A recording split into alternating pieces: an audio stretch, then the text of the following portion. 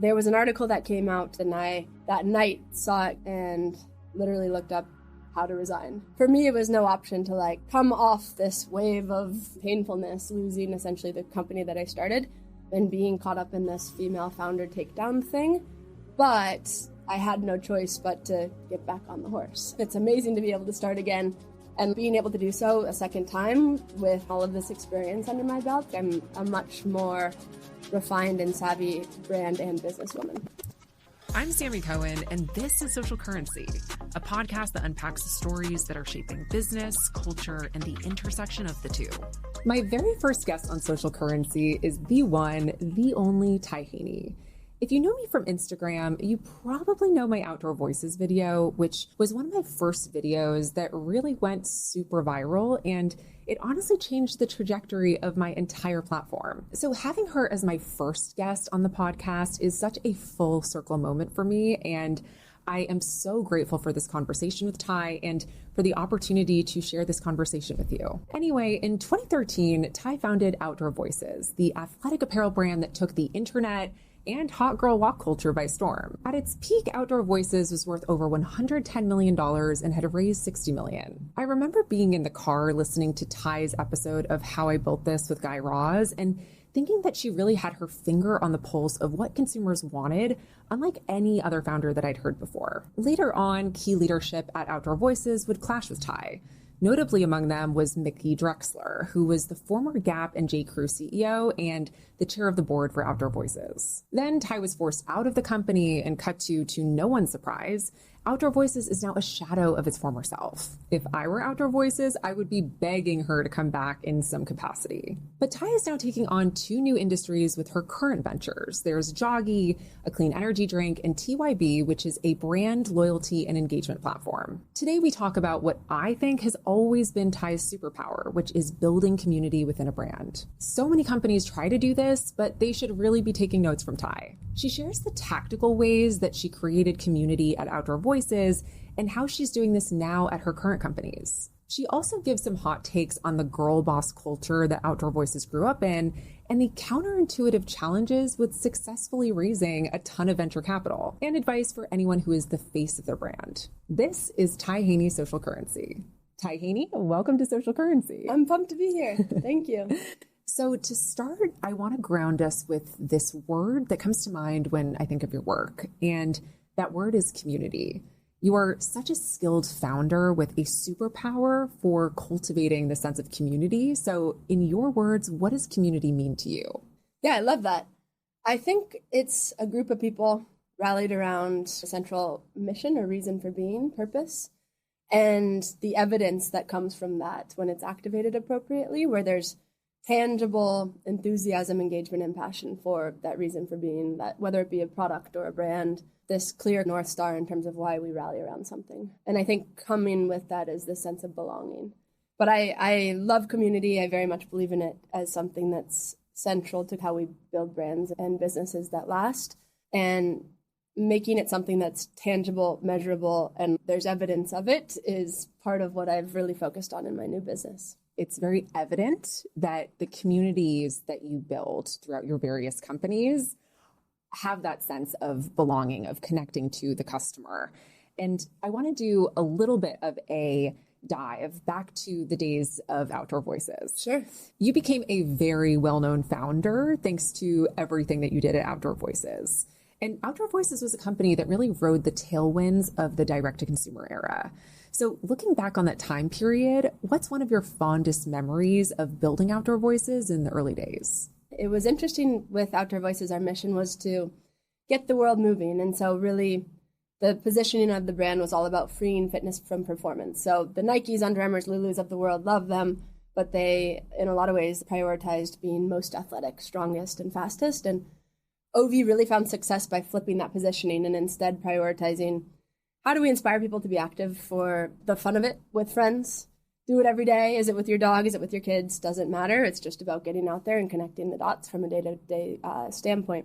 And so as we think about OV and what the magic moments were, it was really almost flipping the playbook of direct-to-consumer at the time, where everybody was going online, spending money to acquire customers through Instagram and Facebook, and really the playbook that worked for us was, I called it activate IRL and then amplify through digital and social. And so we really created and stood up these rituals for activation through movement, dog walking clubs, hikers clubs, yoga in the park, very much prioritized that activation and connection IRL, like in person where you can high five somebody. And then of course people would, capture that content and then share it on social. And it really did become an effective growth mechanism. But one memory in particular was we had an office on Canal Street in New York, our second office ever. I think we had 14 people on the team at the time. And one of our values at the company was it starts with us. And so every Friday we would go for lunch to the basketball court down on Canal Street, and the team, made up of good and bad players, would play together, like recess effectively. And so it kind of merged this activate IRL, amplify through digital and social in terms of a growth strategy with it starting with us, like authentically as the team building a company with this important mission. And I think back very fondly. It actually is funny because the New York Times, our first New York Times feature ever, was a portrait of us in our Canal Street office, like having just played basketball, the 14 of us. And I think that's such a special and kind of unique souvenir of what really the success came from. Something that stands out to me about the mid-2010s was this perception of the girl boss and how the connotation of the word girl boss has changed so much over time. Back then, there was this fascination around the female founder who was building companies specifically for women, but by the end of the decade, things had changed drastically. So now that you've had some time to think back on that time period, why do you think the girl boss perception changed so much? At that point in time, when I was starting Outdoor Voices, when Emily was starting Glossier, it wasn't all that common to see women in these founder, CEO leadership positions, especially starting companies from scratch. Like, of course, in history, there have been those, but it was a moment in time where barrier to entry to start a company and then funding next to that really allowed for these great visionaries and people who were obsessed with product and could see, by our own personal pain points, what was missing in the market for young women in particular, that caught fire and was accelerated quickly with D2C. I think at the same time, whether this was intentional or not, we became stories like connected to these brands and people fell in love with it, but it ultimately also became an Achilles heel. And so we had this really beautiful rise of exciting founders and brands and people really emotionally connected to these companies. And then I think at the end of this, and we felt this similarly, that exposure being the face of the brand became an Achilles heel. I remember at the end of my chapter at Outdoor Voices, there was a BuzzFeed article that had allegations around, I think it was someone on my team like having to clean up my dog's poop at some point in time in the office. And I thought my life was over when that story was about to break with these crazy allegations. But for whatever reason, there had been this trend for journalists to go interview ex-employees of a company, potentially people who had been fired or let go. And that became this sensationalized clickbait story, which really made these journalists and these outlets make money. And so we had set ourselves up to be these brands that people really cared about, but then it flipped on us. I think I'm very grateful, and I'm curious your thoughts here. I think people are becoming a little less sensitive. So there's potentially less importance in takedowns, particularly with female founders. And what's been most important to me, having gone through that, and 90% of my time building Outdoor Voices and being a young founder, having started Outdoor Voices at 23, was amazing. And I can look back at that and tie a bow on a masterclass. Thank you. I know much better how to run a business today and what I will do again and what I won't do again and who I'll play ball with. But the most important thing for me is just starting again. So for me, it was no option to come off this wave of, awesomeness and then painfulness, losing essentially the company that I started and being caught up in this female founder takedown thing. But I had no choice but to get back on the horse. And I think for me, modeling that behavior has become very much kind of part of what's so important with TYB and Joggy. We can start again. It's amazing to be able to start again.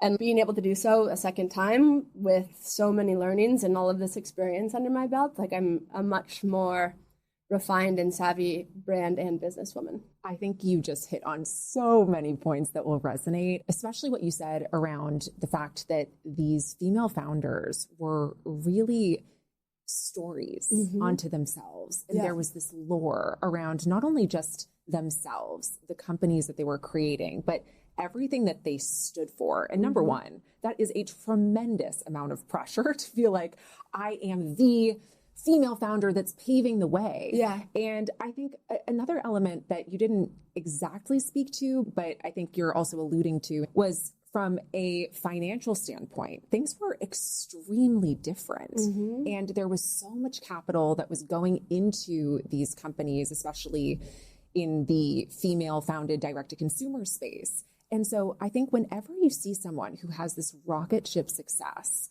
as you said, it's an Achilles heel, but it's also a target on your back. Yeah. For the second that things turn, people are like hyenas, willing to just jump out and attack. And I think now that we've had nearly 5-10 years from when the hype of this era happened in the first place, I think we can now start to see and almost do a post-mortem on the why and how it even happened in the first place. Yeah, no, 100%. I'm appreciative of the current state of the environment because it feels like it's neutralized in a sense. And I think female founders or just founders in general, we're here to make money. And all eyes and the full team and the full force of our efforts are able to say that. We're almost like 10 years ago, and maybe it was just my youth. I didn't fully understand that as the mission because the brand felt so important. And so when you run a business, when you take the responsibility on of raising capital and taking investor money, like you are fully 100% accountable to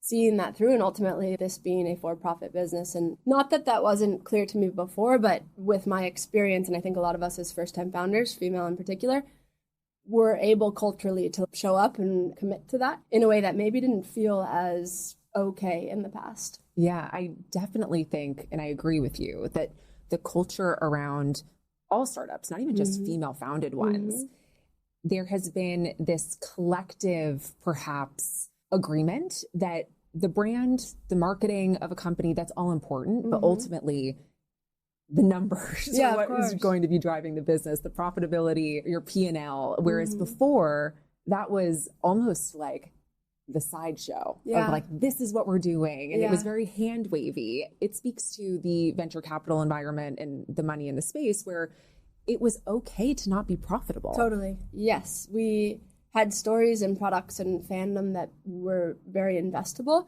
But in a lot of ways, as young founders, we were able to raise too much money too quickly. And then the stakes got so high, like growth at all costs and like massively compounding quarter after quarter. And when you're selling things in a physical widgets, so leggings in our case, things can go very wrong when it's an inventory business. And so those variables compressed, and then this mandate to grow at all costs in a lot of ways made the wheels come off in situations that probably didn't have to go that way. So D2C is cool. I think many of us found ourselves in that equation where we were able to raise a lot of capital. The stakes got very high and then maybe didn't have the infrastructure or certainly the experience to know how to navigate that in a way that, you know, the outcome and kind of the sustainability of the business would be in the best interest of all the stakeholders. And there was also no one that was telling you otherwise, right? It was all of these potential investors, your stakeholders, everyone who had something to say about the money that you took into the business. No one was probably saying, pump the brakes, let's get you to profitability, and then you can take on more money. It was just, here's more capital, keep growing, open all these retail stores, continue to grow and expand. Yeah. And I think now it's so easy to play armchair expert and say, oh, well, all of these companies just raised too much money, when it was just a state of the times, really. 100%. I want to talk about an article from The Cut that came out in 2023. And this was a few years after you left Outdoor Voices, where you were actually very open about how you felt the brand had changed since your departure. And it seems like people were almost surprised that you were still thinking about the company that you had worked at and created. And I'm curious why you think people were even surprised by that. That cut article, bless them. That was quite funny. I just remembered sex and bananas is like my two favorite interests. So that was nice. Nice of them, marked in time forever. Anyway, yeah, I think if you haven't been a founder yourself, you could certainly have a perspective, but you don't really know. You don't really get it. Like, I don't know why people would be feeling that way. I think for me, OV, it's deeply rooted in me. It's in my DNA. It's from how I grew up. And so obsession is what comes up for me. Like when you're a founder, when you truly commit to taking something from zero to something, it requires an insane obsession. And so it took a number of years for me from when I resigned at Outdoor Voices, and the resignation details are kind of funny. I'll tell you about those. Yeah. It took a number of years to understand or work through, like, why did this happen? Like, I was so focused on growing this thing and purely intentioned. How the hell did this happen? And so I still haven't fully reconciled that, but I've been able to like emotionally grow past it in a way that I can be grateful for. But OV will always be part of my story and part of my DNA. And it's something I wake up and am driven to do personally, and then help other people tap into, which is find a way to move because it maximizes happiness. So it's an important mission, and there will be for sure upcoming ways to kind of like thread that back in, Joggy being a different vehicle for that same mission, but it's something that's never going to leave me. But yeah, I think I'm actually curious your thoughts on that question with the cut. The cut just, I'll pause there. I read that article last night. Beautiful. To get mentally prepared for the episode, of course. And it was shockingly unflattering for no reason. And I think clearly, and I actually don't even remember the name of the journalist, but I felt like it was an incredibly unfair depiction of your time and experience at OV. So I could understand from your perspective why you would read that, and perhaps if it were me, I'd be infuriated because you've already gone through what can only be described as a traumatic experience with everything that happened at the end of your tenure at Outdoor Voices.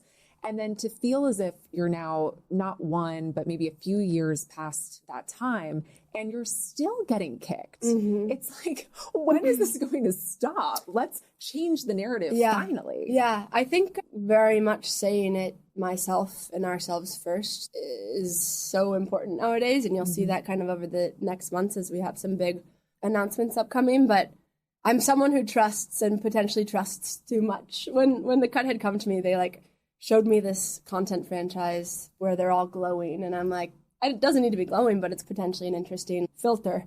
And then what came out was so clearly just another takedown, which is unfortunate, but life goes on. It got me some more followers. That's nice.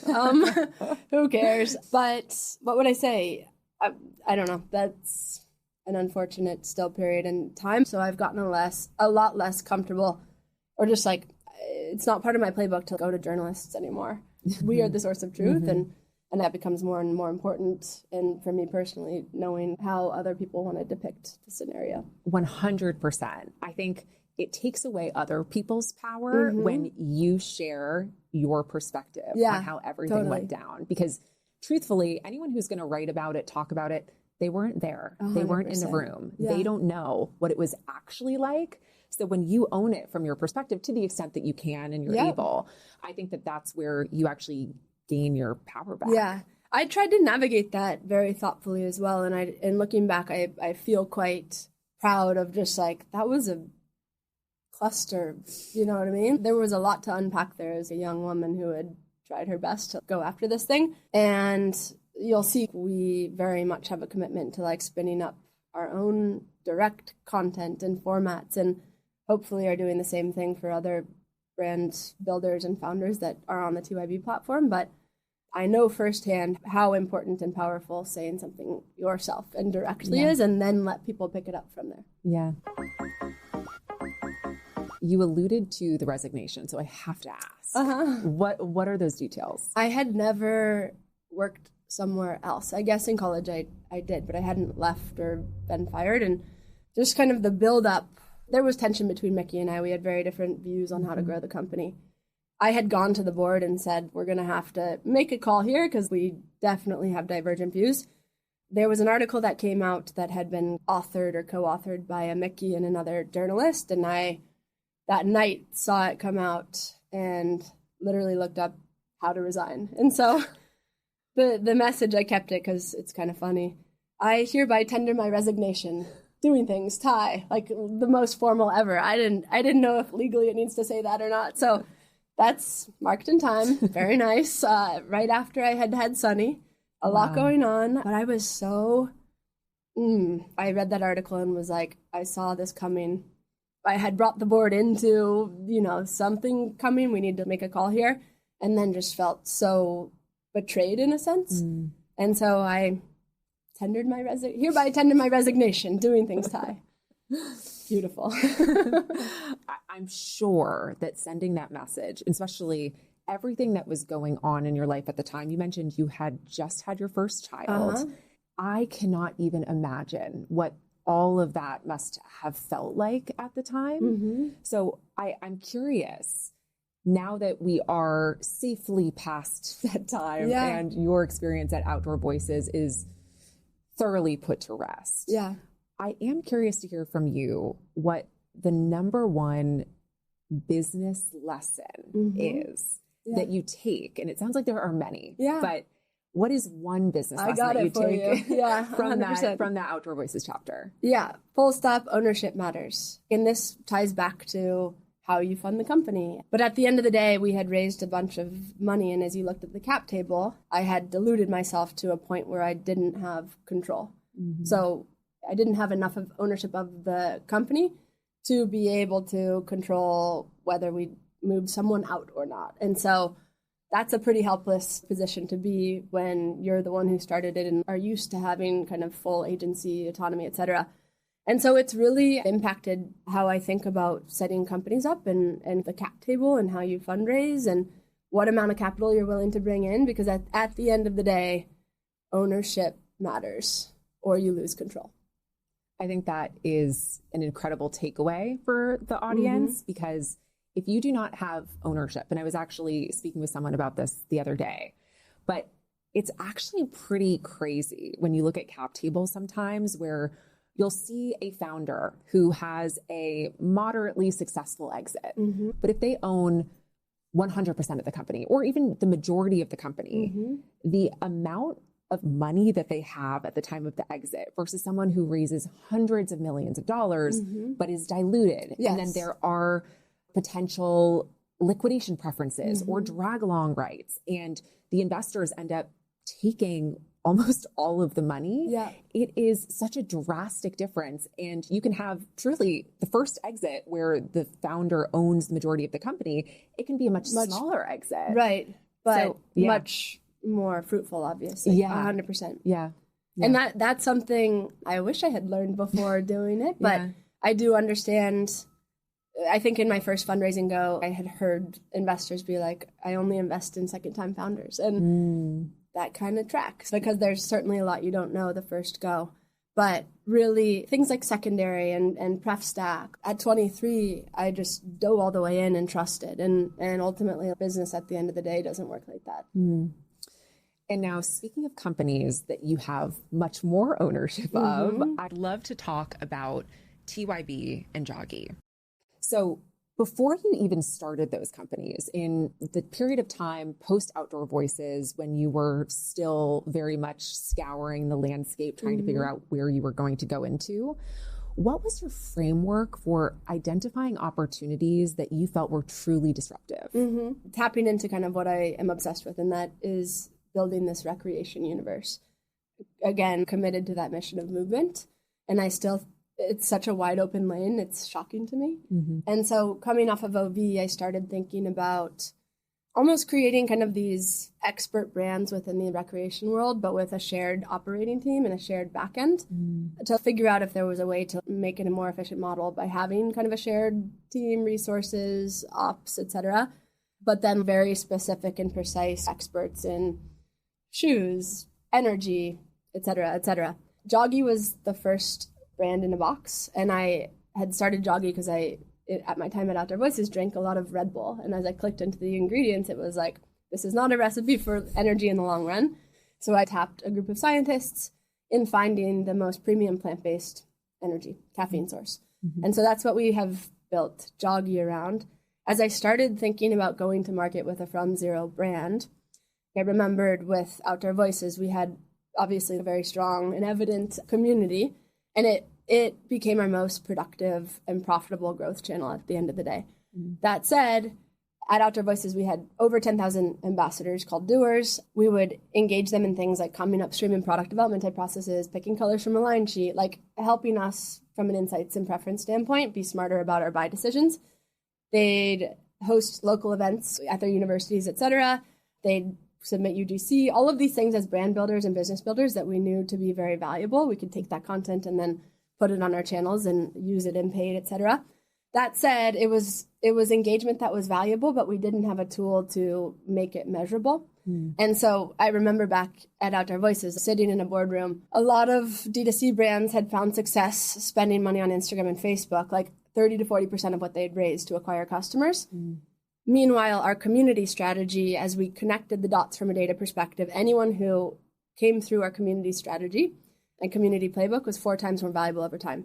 That, however, was really difficult program to manage across a variety of channels. So Slack, Google Docs, DMs, emails. And then most importantly, it was hard to measure and essentially sit in that boardroom and be like, this is the ROI on community. Therefore, we should go put more dollars here versus to Instagram or Facebook, whereas we acquire customers through here, they don't stick with us. And so I really became obsessed with proving that community can become a growth channel. And I had started Joggy and started thinking about going to market. And that's where the idea for TYB and creating this community tool that would allow a brand from zero to tap into creating and cultivating this community that could essentially become a more efficient way to grow than funneling dollars through discovery optimized ad platforms. So started Joggy. TYB came to mind from a platform perspective as something that I wanted to use in this day and age to go to market. And then it was off to the races from there. And to double click, because this sounds really interesting and I want to make sure I got it right. Yeah. So when you were describing the companies, you said that you initially thought it would be really a great model to have this shared resource team. Is that what is currently in place for Joggy and TYB? It's shared resources across the two companies? It was. So okay. It was going to be these brands like Joggy with a shared back end team. But as we started to go to market, the idea for TYB, the app, the platform, came to fruition. And so we started working on that in parallel with Joggy. So we started to raise money for TYB, the platform. Essentially, TYB is a rewards app, and it really started to take off. It was beneficial early innings to have Joggy as an owned brand. So TYB at the time owned Joggy because we could dog food or use Joggy to understand what was working or not with the platform and the tool.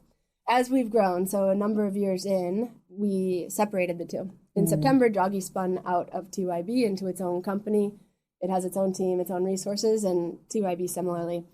TYB is a software kind of SaaS company, and so it didn't make sense to have the two together, but there were benefits early on, and that is the walk-up in terms of how both have come to fruition. Yeah, when I was initially envisioning it, I'm thinking of, because I have a little bit of background in the beverage space, and I'm thinking beverage is such and any industry you can say is niche because every industry is so different. But I'm just thinking of like supply chain for getting the ingredients. Yeah, totally different. Totally different. These people are jacks of all trades. No, they don't. 100%. Yeah. So we kind of, I put on ice this idea of physical product brands with a shared backend because TYB, the app, became so obviously what I needed to do next. And one more question on Joggy, because I think it's such a fascinating and really good product. Guys, I'm drinking this right now, and this is the cherry lime one, and it's amazing. It's really good. I'm curious, because obviously Outdoor Voices was a physical goods product, right? You had an experience with Outdoor Voices, and some people would say that it probably would be a good idea to not go into the consumer packaged goods space. But you decided to jump right in. Yeah. And so I'd love to hear your perspective on why you were excited about Joggy, given your CPG experience. Energy as a growth category has been on fire lately. I think we're seeing with a lot of the recent CPG exits with Poppy, Siete Foods, et cetera, there's massive tailwind behind better for you products. Energy as a feeling, it's a need state. And so it's not nice to have, it's need to have for many people, and something that they're having or consuming multiple times a day. At the end of the day, it was really solving for a personal pain point. And then it became so obvious to me that there's no clear winner brand in the clean energy category. Though it's from a financial standpoint and then just a need state standpoint, such an important category. And so I kind of joke, but it's been almost like a hobby project that's now gone to market and is turning on. We just went into 900 targets. We have an amazing COO and team around it, and it's off to the races. My main focus really is on TYB, so I've been fortunate to take my time getting the product right and then have almost set it free with an operating team that does have deep beverage and CPG experience. And I get to play where it's fun on the product and brand side. But TYB is my main thing. You spoke to the acquisitions. I remember reading, it must have been a few months ago now, but Celsius acquired, and it starts with an A. Alani Nu. Yes. But it really supports, I think, your goals with Joggy to provide, I believe, I'm not actually even fully sure how clean that product was. It's not, which is crazy. So the two things that we're up against, which just feel like no-brainers that we need to replace, are synthetic caffeine. So synthetic caffeine gives you that jittery kind of like rocket ship up and crash. And then fake sugar. So sucralose is in Alani Nu. Like they're still ingredients that are not good for us and things that market themselves as healthy. We found essentially the most premium organic caffeine from the guayasa plant. It's called Amati Max. That's what gives you the buzz of Joggy. And then we've rounded it out with real organic juice, L-theanine, lime juice, and water. It's very simple, but it gives you that spark, that focused, beautiful kind of buzzy energy. And as people going after it, like you and I and many of your listeners, it's a nice thing to have in your toolkit. I'm really excited about this because I think, number one, as you said, it's solving major pain points where people feel this crash after having a lot of energy. And I know L-theanine specifically, I believe that's one of the active ingredients in matcha too, right? I'm not sure, but L-theanine paired with caffeine is a common situation, and it's a really nice effect. So I want to switch gears to TYB, and you've already given little snippets of what it is, but can you provide a high-level overview to the listeners who may not know what it is? Yeah, of course. We're replatforming loyalty that's actually fun to participate in. Forever, loyalty, between brands and fans, let's call it, has just been a point system where I, as a loyal fan, earn points based on how much money I've spent. TYB is very cool in that it's a rewards app, so you download it. It stands for Try Your Best. And it's a new way to play a game with your favorite brands and then earn, not only for purchases, but for completing challenges, things like creating content, referring a friend, submitting reviews for your favorite products. Like, you earn for a whole suite of actions that you take beyond just a transaction. And so it's a rewards app. All of the best brands essentially live in your pocket through TYB. And it really allows for loyalty to become an identity or status thing that works across multi-brands versus just kind of baked into one. And so, it's been a really fun thing to work on. I think from a brand perspective, TYB gives brands an owned channel to own relationships with their most loyal superfans and then directly incentivize them for helping to grow. And so a lot of what worked at Outdoor Voices, we've now packaged into this platform and made it accessible for brands. And I like to think of it as a game. It really is. On the user side, you play with other superfans who are obsessed with brands like Rare Beauty or Glossier or Set Active or Say. You collect essentially badges, coins as you complete these challenges. And then you can unlock access to things, perks, PR boxes, exclusive access to product, etc. So play, collect, earn on TYB, and it's essentially a new way of creating a loyalty experience that you actually want to be part of. The fact that it is specifically a channel where brands can now own the relationship to their customers, that is massive. And I think from the founders that I've spoken to that are especially in the early stages of trying to understand the best way to connect with their most loyal fans, the fact that you can have a direct channel and understand the data around them, that's just so much harder to really assess through these larger mega platforms. I see that as being one of the strongest differentiators and also value propositions of TYB. Yeah, I think the holy grail is making community and your members of that community measurable. And forever, those relationships have been disintermediated by an Instagram or a TikTok, where I, as a brand, go put all this effort into growing my community or following on Instagram, but I don't have any level of depth in terms of what the composition or kind of details around those people who are participants, supposedly. And so that's what owned means, is with TYB, as people join your community, anything that they're giving you in terms of zero-party data, preferences, insights, actions that they've taken, coins earned, and status, all of that on the brand side is viewable in essentially your community CRM. And then we have really cool integrations with Shopify and Klaviyo. And so as you have this rich data that ports into Klaviyo and makes essentially all your performance marketing, email, et cetera, like more personalized and sophisticated because of all this rich data that you're able to port from members that engage with you on TYB into your email service. And then on the Shopify front, it's quite cool. We're able to compare the value of a member versus non-member and over time. And so the holy grail of loyalty is how do we make members more valuable over time? And it's, I think we have 200 brands on platform now, and there's two metrics that really matter. When you look at community members versus non-community members, increased frequency of purchase, and then increased lifetime value. That's essentially what the tool does for brands. And really at the end of the day, it's proving that community can become a growth channel. And customers, it sounds like they are loving it. The fact that they get to feel as if they have almost this insider pass. And sometimes it sounds like you said that you had 200 brands on the platform. The brands are using TYB in many different ways, but the common thread is that they are trying to get their customers, whoever's part of their TYB platform, to either help make critical decisions, be part of some kind of process on, hey, we're launching this new product, like help weigh in on what that is. And I think that there's really something special about giving customers more of a voice. And it sounds like what I love so much about this, and I'm truly passionate about what you're building, is it's really feeling like a win-win for both sides. Exactly. It comes down at the end of the day to brand fan incentivization. We call it community commerce.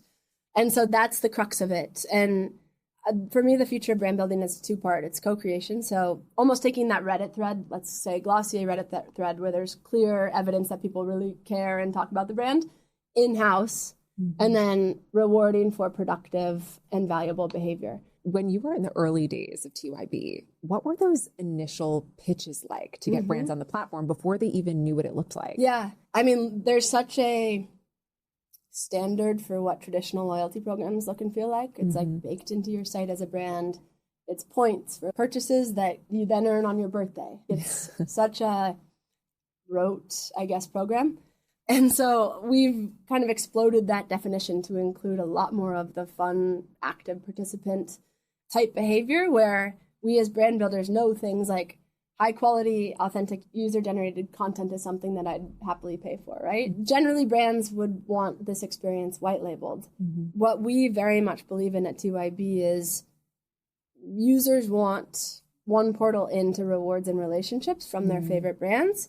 And they want essentially their status with one brand to potentially mean something across this universe of brands within the TYB experience. And so the early innings was us convincing brands that loyalty just on their site and this traditional points system was ultimately not where the engagement happens. And rather, fans of the future, the most high value consumers, are going to be in and out playing games, and they want all of their favorite friends and interests and favorite products in one spot. Brands were resistant to that. Now we see 50% monthly active users in the TYB app, which is, for every brand that signs on, by far their most engaged channel. So where the engagement happens, we're then connecting that and being able to show the frequency of purchase and LTV. And it's cool because every brand that comes on expands the ecosystem. And so this becomes very much like a multi-brand loyalty network. And it's where people are on a daily basis tuning in, completing challenges, collecting badges, progressively earning status within communities to unlock special perks. And I think game at the end of the day says a lot of it, because loyalty hasn't felt like a game. It hasn't been a fun thing to engage with, and loyalty status within one brand hasn't spoken to others. And that's what I think becomes quite compelling over time. And how are the brands themselves promoting the fact that they're even on TYB? Mm-hmm. Yeah, it's quite simple. So they promote it across their own channels. Mm-hmm. So join our rewards program or membership, whatever, or community. People can use whatever term they like. But it's simple. You're essentially like taking a link, brand.tyb.xyz, across email, across social, linking to it, and then your users unlock a membership collectible and then have access to your world where they can share or play with other people that are part of the community and complete challenges, shop, etc. Mm-hmm. Has it been easier building, especially in the early days, TYB as a second-time founder? This journey from software, like soft WEAR leggings to software WARE has been a journey, because it's like wildly different, especially not as a technical person. I haven't learned to code and have been very conscious of bringing exceptional technical talent onto the team. It's been interesting because, again, like similar to Joggy, we've been solving for a pain point that I, in my early innings, felt deeply. Mm-hmm. We didn't have that direct access to our superfans or a tool to prove that this engagement ultimately can be quite valuable. And so solving for a pain point, I think at any point in time, is ultimately a valuable space to play in. Like, I uniquely know the pain points of the customers that we're serving. Where will TYB be in the next 5 years? I think of it as like the next gen, kind of Gen Z Amex, where it becomes where I, as a consumer, have my status. And so that status means things across all of the brands and ecosystems that I want to engage with. And it really becomes part of my identity, this idea of proof of fan. For instance, Rare Beauty, Selena Gomez's brand, is on platform. And when you enter the community, you start in level 1, and they have fun names for it. And then as you complete challenges, refer friends into the Rare community, complete obsessions around products that you love, you're progressively earning your way into higher status. So level 2, level 3 is called Rare BFF, and people are sharing when they reach level 3 Rare BFF on social. It becomes like a bragging right. And what's going to be quite cool is, as we continue to build out this ecosystem, for instance, brands can say anyone in Rare BFF level 3 get access to this new product from, let's say, a Nike. Mm-hmm. And so really this world becomes rich and dynamic in that my status is something that I as a user own within TYB. It ports across different brands and experiences with me, and it becomes an identity layer that we haven't necessarily seen in the loyalty space before. It's so exciting. Just hearing even your vision. I love that one-liner of the Amex rewards for Gen Z. Yeah. I think when you say it like that, I would imagine it's going to click for a lot of people. The same way that people think about rewards in other capacities, that's what TYB will become for your favorite brands. Yeah, exactly. And I'd love to hear about your perspective on all things branding. We've touched a little bit on it just with Joggy and TYB and, of course, Outdoor Voices. And specifically, the doing things movement was so critical to the larger OV identity. Yeah. So what's your approach to developing authentic brand narratives for your current companies today? There's 4 parts. So when I think about a brand tapping into the power of community, it starts with a clearly articulated mission or reason for being. So in OV's world, it was get the world moving. Like, how do we inspire people to move on a daily basis? The second is building rituals for activation, which could be in the active space. Our version, again, was standing up these kind of local activities for people to participate in support of that mission. In the beauty space, there's built-in ritual in terms of I'm going through that routine multiple times a day in terms of putting lipstick on or blush and recording it, etc., or master classes, etc. And then the third is around connection. And so giving this third space for superfans or people obsessed with your brand to connect. And the fourth is incentivization.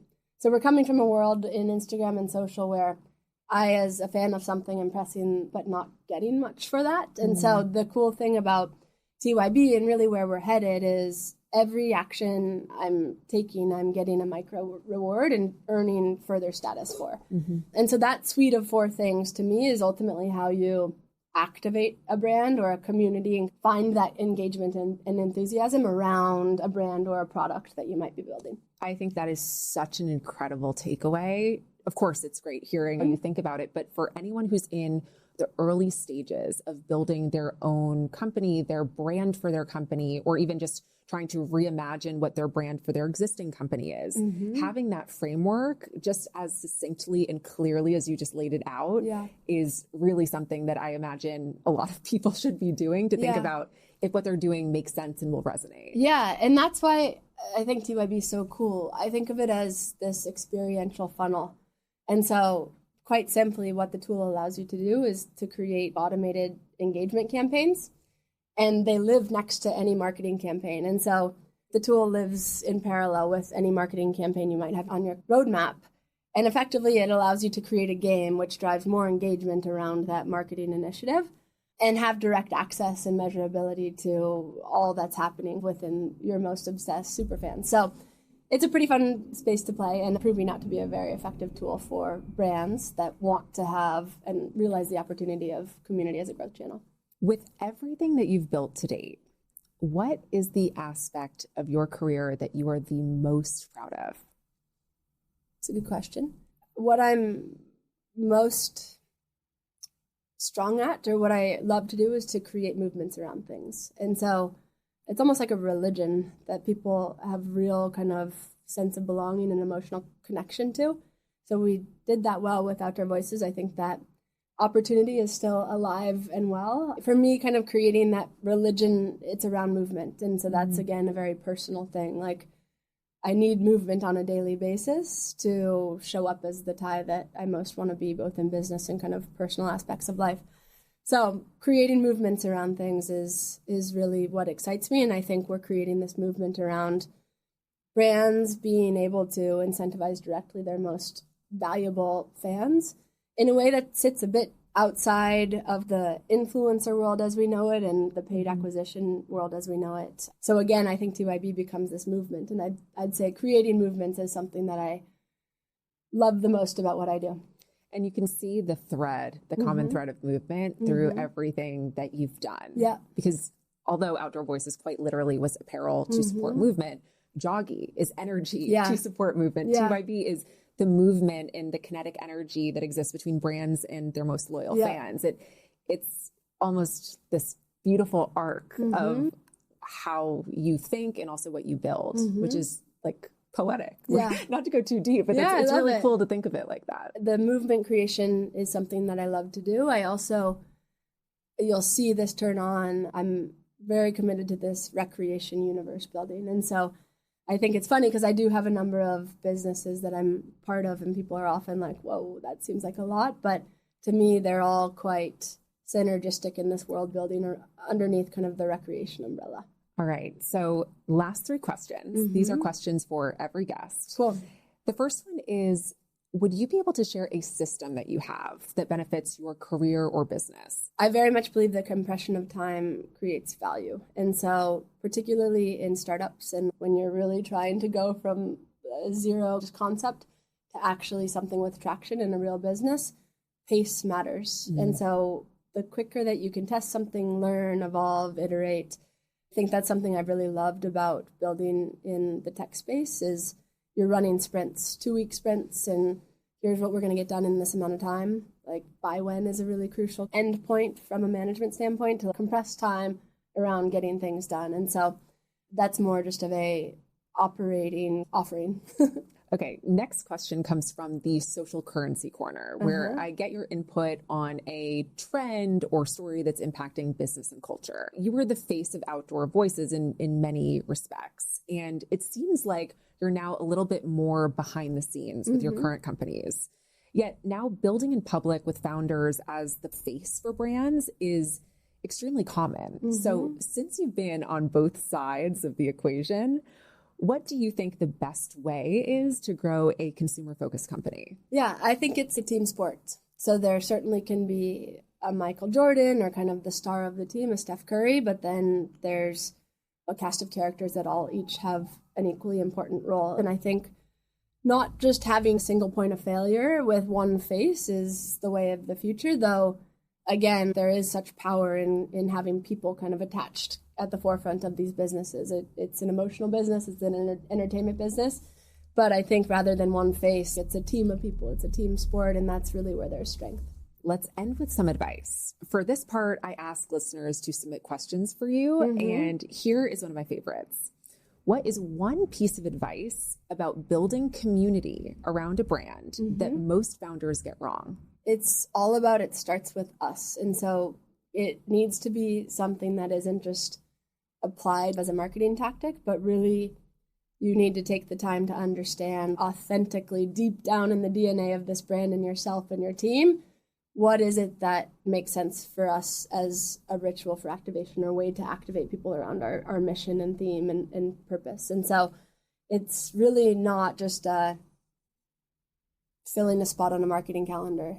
I think it really needs to be an authentically differentiated and unique part of your DNA that you pull on and activate, and that then becomes that movement that we talked about. Ty, thank you so much for this conversation. You can find Ty, TYB, and Joggy on socials. I'll link the handles in the show notes. And for anyone who is interested in being part of the new wave of brand loyalty and engagement as either a brand or a customer, you really need to check out TYB. I know we've been talking about it a lot this episode, but I am fully bought into the vision of what this company is, and I think everyone at the very least should check it out. So Ty, as I said earlier, even before we started filming, this interview is for me a really full circle moment. And so I really appreciate you coming to have this conversation. Thank you for having me. Thank you so much for listening to today's episode of Social Currency. I've been wanting to launch this show for so long. I can't tell you how excited I am to do this and how thrilled I am that you're actually here listening. It means the world to me. If you liked what you heard today, please rate and review the podcast because it massively helps to support the work I do to bring the show to life. And if you want to keep up with the hottest business lore in real time, follow me on Instagram at Sammi Cohen Talks and subscribe to my newsletter, Social Currency, which is linked in the show notes. Social Currency is a production of Social Currency Media and Money News Network. The podcast is hosted and executive produced by me, Sammi Cohen. Social Currency is produced by the Money News Network team. See you next time.